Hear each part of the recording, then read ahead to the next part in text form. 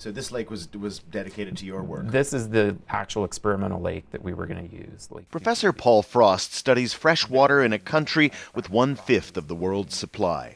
Lately he's been working in the experimental lakes area, measuring pollutants, changes to water chemistry and to the climate. Other Canadian lakes are near human settlement. They're used for recreation, transportation, and disposal of effluent from industry. Not the ELA. It's been set aside for science since 1968.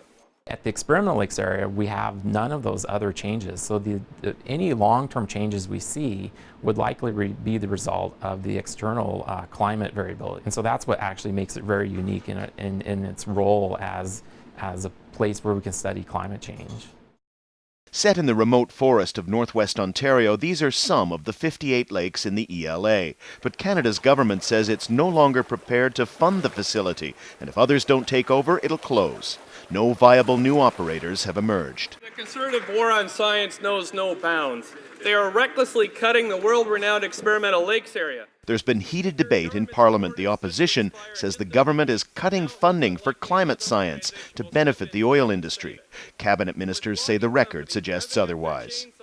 Mr. Speaker, nothing of the sort has happened. In fact, this government has funded since 2006 almost $8 billion additional dollars for science, technology, and research. Environmental groups say Canada's water stocks aren't as vast as they seem, and they're threatened by pollution and climate change. They're planning protests, social media campaigns, and rallies of scientists to try to resurrect the ELA. We do have a great wealth of fresh water compared to the rest of the world, and we should be protecting it all the more because of that. With so much of the world's fresh water, Canada should be at the forefront of research into such a crucial resource.